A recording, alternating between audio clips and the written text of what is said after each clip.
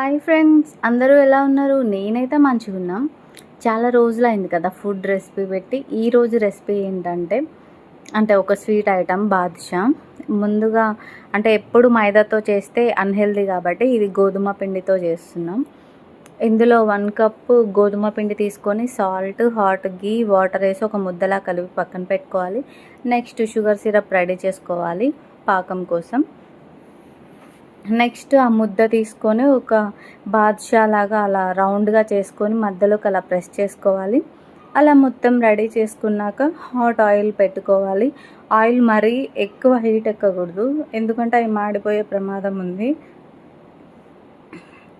అలా పైకి తేలే వరకు ఉంచి నెక్స్ట్ పాకంలో వేసుకోవడమే. అలా మీరు ఒక హాఫ్ అన్ అవర్ అలా పెట్టుకొని నెక్స్ట్ ప్లేట్లో సర్వ్ చేసుకుంటే అయిపోయింది బాదుషా. నా వీడియో కనుక మీకు నచ్చినట్లయితే ప్లీజ్ లైక్, షేర్ ఫ్రెండ్స్.